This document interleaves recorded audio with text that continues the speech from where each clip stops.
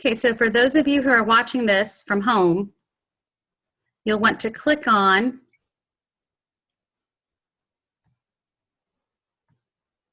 this link to watch a short video about what is culture.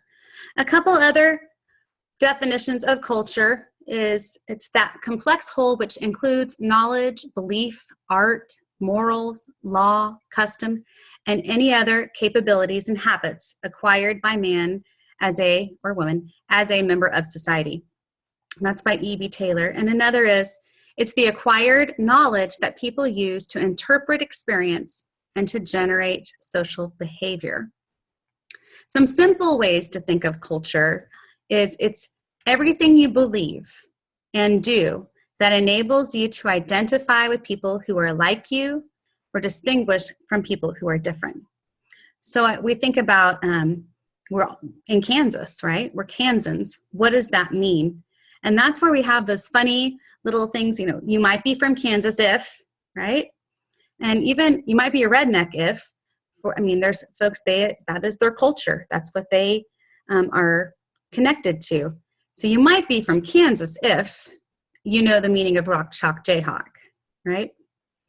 Or if you've had classes canceled for heat and snow in the same month.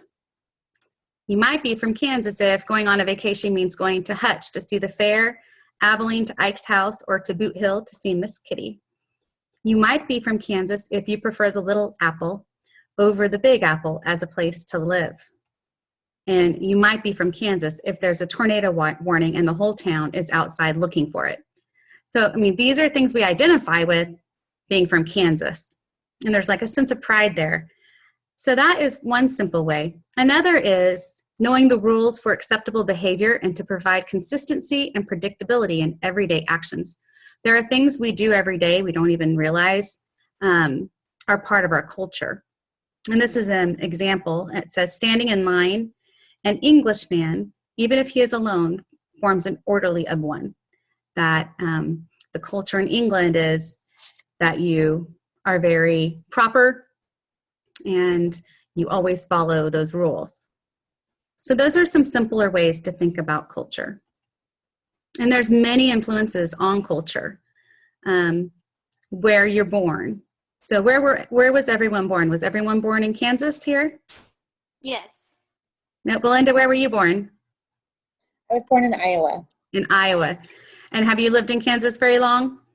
Most of my life, yeah. Most of your life. So you're still a Kansan. Uh-huh. You were born in Iowa. When we were born, so, we talk about like Gen Xers, right? And when we were born, digital natives versus digital immigrants is another part of culture. I'm a digital immigrant, obviously. And so, however, my students in my classroom, they're natives. They don't know life without a microwave or a VCR or, well, we don't even have VCRs anymore, DVDs or cell phones. My own children, it's, their whole experience is different in that way. Our family influences our culture, as well as the neighborhood we are in or that we grew up in, the region of our country. So we're Midwesterns, right? And that is part of a culture. The country of our origin, our religion shapes our culture, the language we speak, even our gender influences our culture. So there's lots and lots of influences, and it can change throughout our life. So if you move from one place in the United States to another place in the United States, you actually may have culture shock. Have you guys ever had that experience or gone on vacation? Yeah. Any great examples? Anyone think of one? I lived out in West Texas for a while. That was pretty different. Yeah, different customs. And I know when I went to California, it was a big culture shock for me because it is so much more multicultural than it is here. So there are some things there that were culture shocks. So lots and lots of influences on culture. And when we think about our students in our classrooms and their culture, there's lots of influences as well to consider. When you're thinking about your personal ethnicity statement, and really who you are, those are the type of questions you're going to be answering. You're going to be reflecting on who you are and what your culture is. And there's some information here that you might want to use when you are working on that personal ethnicity statement. The bulk of your resources will be in chapters 1, 2, and 3 of your textbook. So we're going to look at that a little deeper.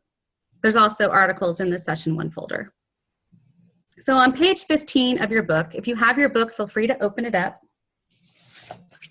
It talks about an intentional leadership perspective. And the questions that we're going to ask ourselves as we're developing our personal ethnicity statement are, who am I as a school leader, as a cultural being? What is my culture? Who am I? And what are my values and my beliefs and my behaviors, language, class, race, ethnicity, and worldview? And what values, beliefs, behaviors, language, class, race, ethnicity, and worldview, and that's supposed to say do, the various students bring to my classroom and school. That means that in order to start that work, we have to develop relationships with our students and ask questions and find out about these things. Get to know them so we can understand who they are. How does my culture affect the students who come to my classroom and school? How does it affect the way they learn? How does it affect their perspectives? Are there things they can't participate in because of religious views? So knowing that is important. And how will their culture affect me? How can we learn from them as well? And then what must I do when my culture and the student's culture is different? How do we adapt, and what do we need to do as educators and leaders? Those are the types of questions we're going to be looking at and considering throughout this semester. On page 20, it talks about cultural proficiency. And what is cultural proficiency? I want to open my book up too. Hang on one second. So there's a few bullets there. One is that it's a process that begins with us, not with our students or their communities. So understanding who we are and what our beliefs are. What happens here, and we hear it all the time in schools, is, well, those kids or these kids or those parents. And instead of looking inward at our own culture and beliefs and thinking about that and being reflective, it's easy to just start blaming other cultures. And so we want to make sure that we're really careful not to use those words and that we first start with ourselves and thinking about our own beliefs. It also is a shift in thinking for some educators that moves us from viewing that culture as problematic to embracing and esteeming culture. And so finding the silver lining, finding the things that are beautiful, and really viewing those as positives. And it's a lens through which we view our roles as educators. So making sure that we are always looking at our students through that cultural lens and what they are experiencing and bringing to school. And the last is, it's a concept comprised of a set of 4 interrelated tools to guide our practice. And you will read those as you do your reading of chapters 1, 2, and 3. Any questions so far about this? No? Okay. On page 24, if you'll turn to page 24, you have table 2.1, the guiding principles of cultural proficiency. And so, and those are going to be important just to read. These are just the principles that the authors have come up with. And then there's a place for you to write a reflection. On table 2.2 is what they call the cultural proficiency continuum. And it goes from a range of cultural destructiveness to cultural proficiency. And their theory is that we are all somewhere along this continuum in different spots. and that our goal is to get as close to cultural proficiency as we can. So cultural destructiveness is leading in a manner in which you seek to eliminate the cultures of others in aspects of school and relationship with the community. You know, it made me think a lot about like Orlando, you know, and what's been going on there. That would be an example of cultural destructiveness. Cultural incapacity is leading in a way that you trivialize other cultures and try to make the other cultures seem wrong. Cultural blindness tends to be, I think, where a lot of people land. And cultural blindness is that idea of I don't see color, I only see people. But my friend who's a person of color says, I don't want you to not see my color because it's who I am. And so moving away from this cultural blindness to a place where we do acknowledge and not ignore the culture of others. And that one is a real big shift for a lot of folks. Cultural pre-competence is leading with an increased awareness of what you and the school don't know about working in diverse settings. At this level of development, you can move in a positive, constructive direction. And then cultural competence is leading with your personal values and behaviors and the school's policies and practices aligned in a manner that includes all cultures that are new and different from you in the school. And then the last is the cultural proficiency, leading as an advocate for lifelong learning with the purpose of being increasingly effective in serving the educational needs of cultural groups, holding the vision that you and the school are instruments for creating a socially just democracy. So, you know, as you're thinking about where you might be on that continuum, you know, and where you might want to head to or what you want to keep up with. So any questions about that continuum? Okay. If you'll turn the page to page 26, if you have yours, table 2.3 is the essential elements. You're going to want to make sure to read that. And table 2.4 are barriers to cultural proficiency. So the book is going to lead you through a real reflective type of a activity. So as you're reading, you're going to want to, you know, have a pen or pencil. If you're afraid to write in your book or you're wanting to sell your book eventually, you can put some Post-it notes in there, but try to do all the activities. It'll really help when you do your PES project. Okay. So our course objectives were to review the core school's requirements and resources, to deepen understanding of culture and explore tools. So before I go on, I'd like you to go back to your quick write. What is culture? And is there anything else you want to add, including are there questions you have that you want to get addressed during this course? So take about 30 seconds to do that.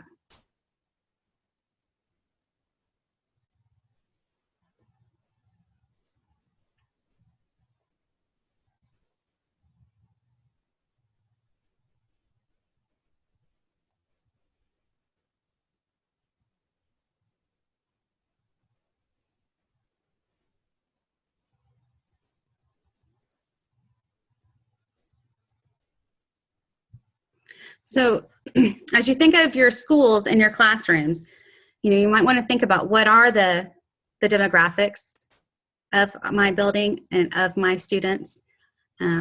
Where do they come from? Is it homes of poverty, middle class? Is it high ESOL?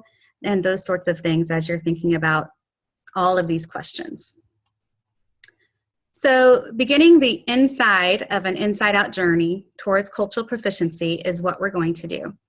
And in your book, in chapters 1, 2, 3, chapter 3 is titled, I don't know if you can see it, Constructing Your Cultural Autobiography. And in this, you will use these tables in here as preparation for your personal ethnicity statement. And so again, you'll want to make sure you fill out all those tables. And the very last table 3.5 is really the summary of all of the different pieces that you have gone through in chapter 5, and is a great place to start getting some information that you can include in your personal ethnicity statement. Let me see. So for next week, you are to read chapters 1 through 3 and complete tables 3.1 to 3.5. So make sure those are completed, and that way you have those in preparation for your personal ethnicity statement. And then begin your personal ethnicity statement looking closely at parts 1, 2, and 5. I mean, you can do more than that, but go ahead and get started with those 3 pieces, as well as beginning the multicultural action plan and getting component 1 taken care of. So I'm going to go back here. Not the right one. I'm going to go somewhere else here. And once you start getting into, the projects, you may have other questions that come up. So make sure you let me know what those are. Let me pull this up real quick.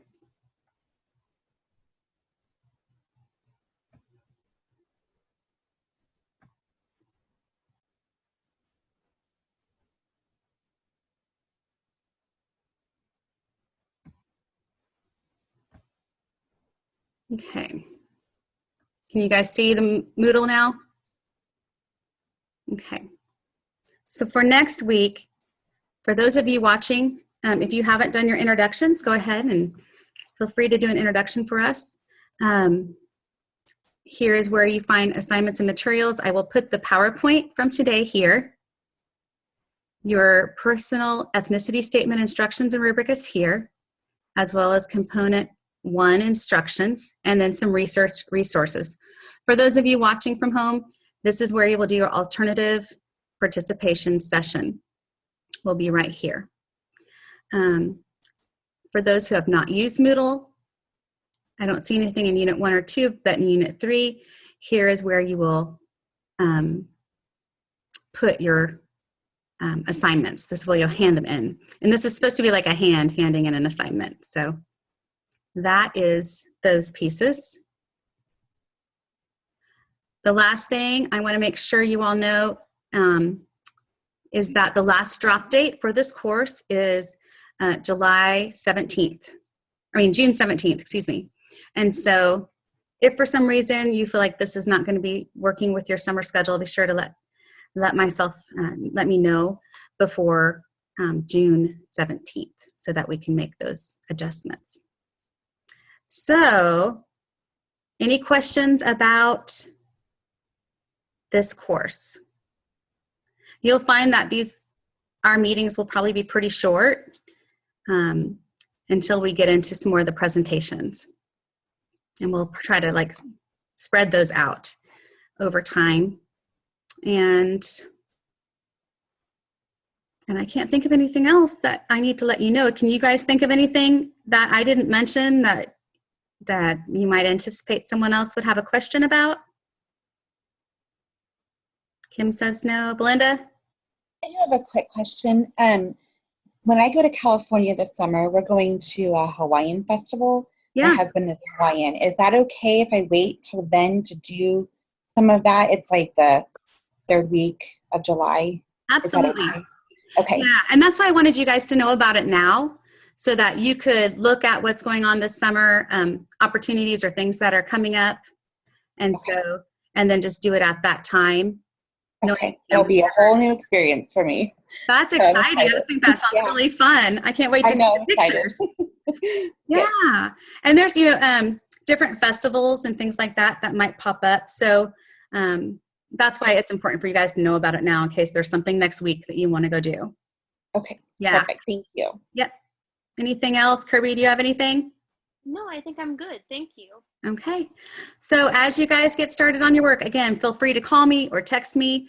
My goal is that you are successful in this course and are able to move forward from there. So I guess that's all. So have a great rest of your Monday and let me know what you need. Thank you. Thanks. Thanks. Yep.